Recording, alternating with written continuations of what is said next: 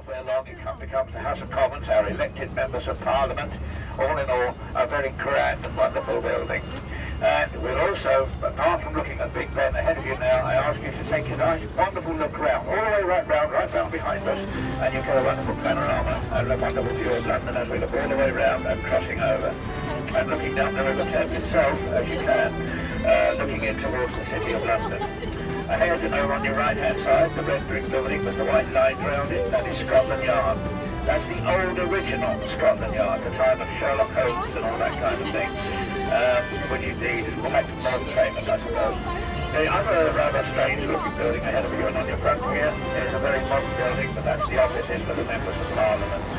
So we're going to take you then out into Parliament Square, right underneath Big Ben now, and we look at the great clock tower itself. Actually, Big Ben is a bell that hangs inside, it's not the actual clock. But it's called Big Ben, named after the man who got it up there, called Sir Benjamin Hall. Anyway, round in Parliament Square, we have, as we turn left on our right-hand side now, we shall have a very famous statue of our famous leader, Winston Churchill, just on your right-hand side as we turn. And once again, you get an marvellous view of Parliament, and indeed, the oldest part of Parliament, which is here on your left-hand side, the Great Hall itself, does date back to the 1200s. Right here on your left, it's a very active building, and worth a visit if you can actually get yourself a ticket to go in and have a look. The church on your left, this is Margaret's Westminster, very little church, 500 years old, but it is the carriage church to the members of the Houses of Parliament, believe it or not.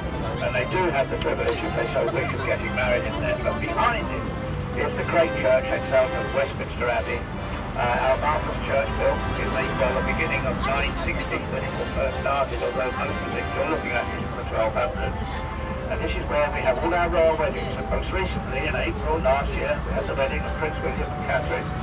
And they came out of the door here on your left-hand side. I'm sure that all of you remember that. It's waiting for their carriage to take them back to Buckingham Palace.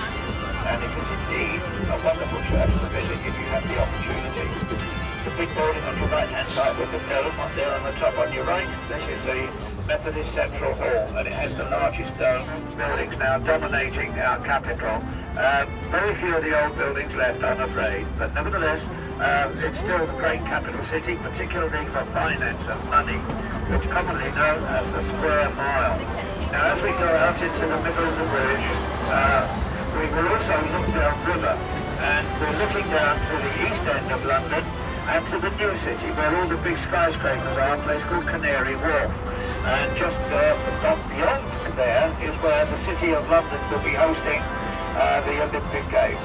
And just beyond the buildings, well, a little bit beyond, just down there on your right-hand side. Anyway, let us take across the bridge and look on the left-hand side at Her Majesty's Royal Fortress, the Tower of London.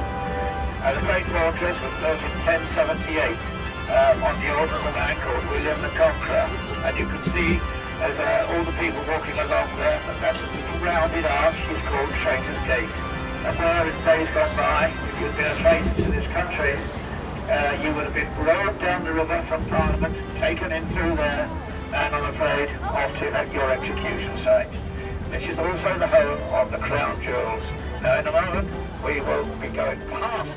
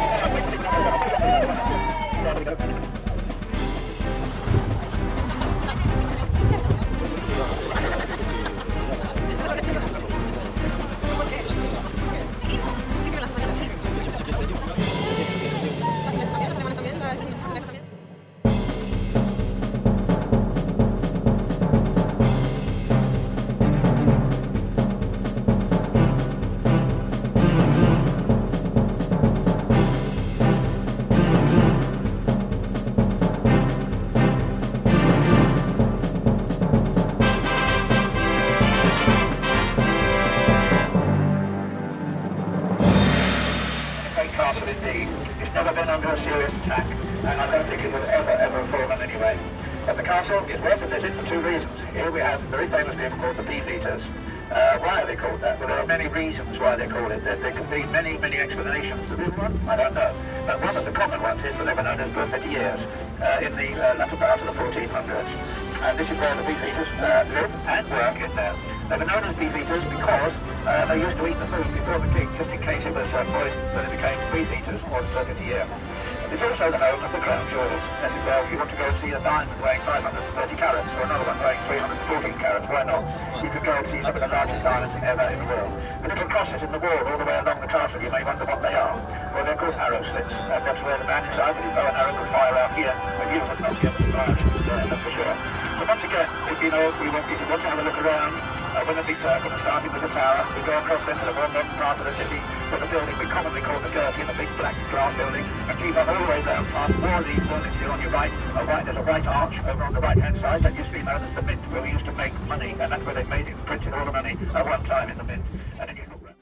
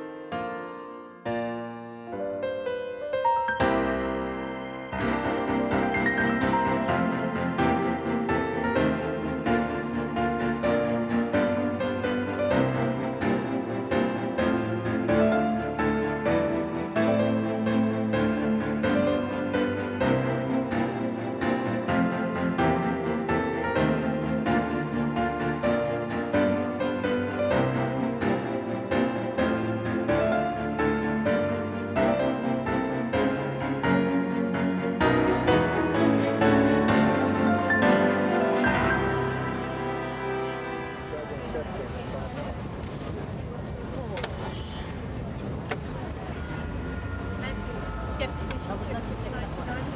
How much? $6.99. Oh yeah, do you know what I mean? It's terrible. Huh? Well, that's why it's cheaper. Weatherspoon's always cheaper. If I had enough time, I'd go down to Baker Street and go to Weatherspoon.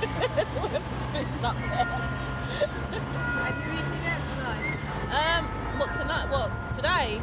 Well, will I have to? I haven't got anything. Didn't bring anything. Why don't you just go? No, my half just gave me some money. It's easier. Run out of bread. I had 2 slices of bread this morning. That was it. So.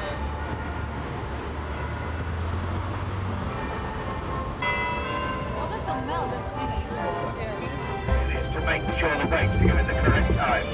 And when you look up there, may not believe it, but it's tall enough for our bus to ride right through the very centre, so it shows you it's a bigger clock.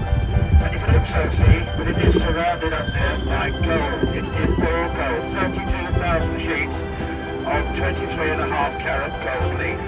Now we have a very different view indeed of Westminster Abbey over there to our left, and the little church of St Margaret's in front of there shortly. So we're now going to go past the Abbey again, and indeed the main entrance to our left. And we're also going to look ahead to the Westminster Hall, or the big hall, not Westminster Hall, is the main hall, with the dome on top, the Methodist Central Hall, and the dome on top. I just thought I'd show you if you're ever go to St Paul's Cathedral. Well, that dome up there is only just a little tiny piece smaller than the great dome on St Paul's. That's here between here and St Paul's Cathedral, which is why the Tower of London was built, but still on the site of part of the Roman settlement here as well. Anyway, the Great Bridge, it used to open many, many times, you know, up to 60 times a day with ships going in and out, tubs going in and out, and its heyday. Of course, the ships have now got bigger and bigger, building it yet. It's towering up, it's called the Shard, and it goes up nearly over 1,000 feet in the air. It goes up over 1,000 feet in the air. It will work when it's finished off. There will be shops and offices into the middle. We go where the bridge actually opens up, lifts up. We have a wonderful view of London looking to your left and indeed to your right. Now, ladies and gentlemen, have you all enjoyed your tour in London? Yeah!